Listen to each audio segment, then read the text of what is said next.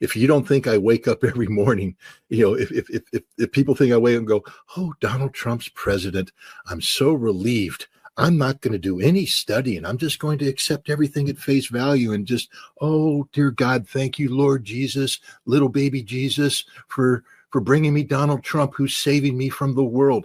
That's not how I operate, guys. I've never operated that way. I wake up every morning and I start digging into the facts. I parse out every statement made.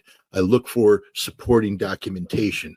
I look for, countervailing opinions from around the world. I spend hours doing this every single day because my job as an American citizen is to hold him accountable for what he says he's going to do. So I don't take anything at face value. I make him prove it.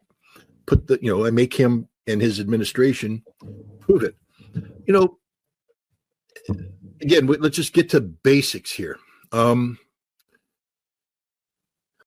When people start comparing Trump and what he's doing to previous administrations, you leave out the one thing I just told you about, the revolution. The world is standing on the edge of a knife. This is not just a war. This is a ticking time bomb that could shatter civilization itself. Ukraine, a battlefield soaked in corruption and deception, has become the fault line between global powers, pulling us closer to an abyss. The Western narrative? A carefully crafted illusion. The truth? Far more terrifying. If the pieces fall the wrong way, we aren't just talking about another war. We're talking about the end of everything. As we shift from analyzing Scott Ritter's perspective, we now turn our attention to a dramatic new development in the Ukraine war, a diplomatic standoff that could redefine the battlefield. The world watched in shock as Vladimir Putin, clad in military uniform for the first time in years, laid the groundwork for what he calls a security zone along the Russian-Ukrainian border. At the same time, behind closed doors, U.S. representatives landed in Moscow to negotiate a ceasefire. But Putin's response was clear. Russia does not want a temporary truce. Instead, he demands a long-term settlement that meets his terms. With tensions escalating, negotiations unfolding, and Russia making bold military moves, let's break down what's happening and what it means for the future of the war. March 13, 2025 was supposed to be just another day in the grinding war between Ukraine and Russia.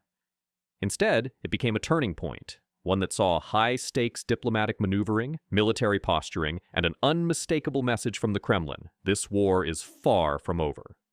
Despite Russia's ongoing offensives along multiple fronts, the Sumy direction, the Southern Axis, and Kupiansk, today's battle was not fought with missiles and tanks, but in negotiation rooms and behind diplomatic curtains. As the world held its breath, representatives from the United States and Russia attempted to carve out a path to peace. However, what unfolded instead was a dramatic collision of interests. As Putin made it abundantly clear, a ceasefire, as proposed by the U.S., is nothing more than a trap to buy Ukraine time, and Russia will not fall for it. The first shockwave came on the evening of March 12th, when Russian President Vladimir Putin made an unannounced visit to one of the command posts of the Kors Group. The sight of Putin in military uniform, something unseen since 2021, sent alarm bells ringing across European capitals and Washington. This was not just a symbolic gesture, it was a declaration that Russia was fully committed to its military objectives. During his meeting with Valery Gerasimov, the chief of the Russian General Staff, Putin issued a direct order.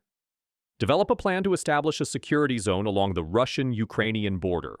The implications of this are immense. If executed, this buffer zone would push Ukrainian forces back, neutralizing their ability to launch cross-border drone and artillery attacks into Russian territory.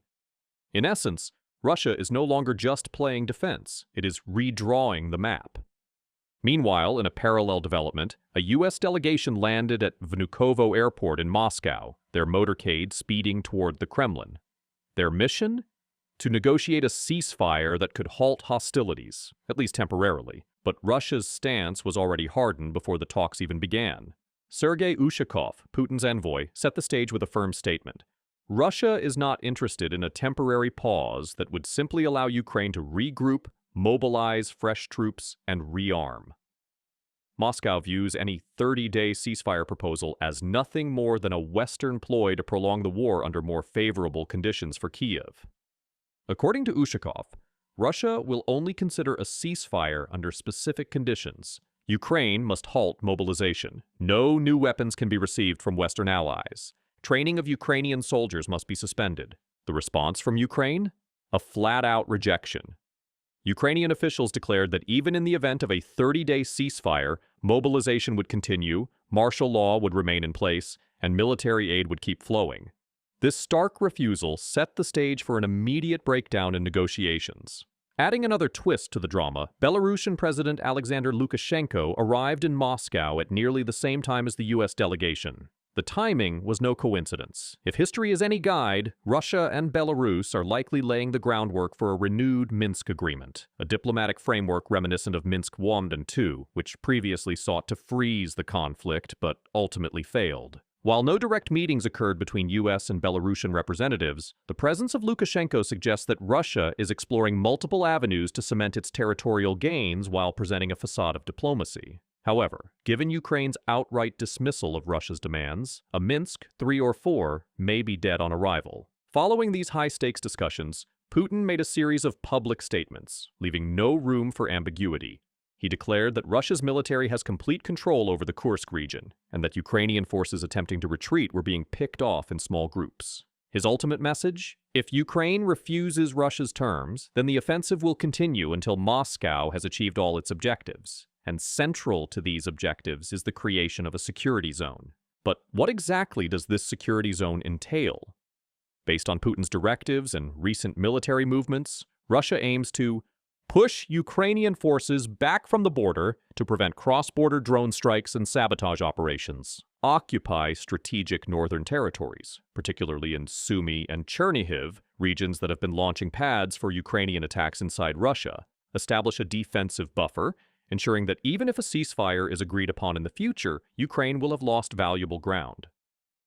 This buffer zone is not just a theoretical concept. Russian forces have already begun moving into position. Reports indicate that Russia now holds complete control over the Sudzha region, a critical Ukrainian stronghold near the border. This development effectively means that Ukraine has lost its ability to leverage that area in future negotiations. Before these negotiations, Ukraine had two significant bargaining chips: territorial control in Kursk and Sumy, which they have now lost. Long-range drone strikes deep into Russian territory. In the lead-up to these talks, Ukraine launched its most massive drone attack yet, deploying 337 drones to hit Russian targets. However, despite the sheer scale, the damage was largely symbolic, targeting civilian infrastructure rather than military assets.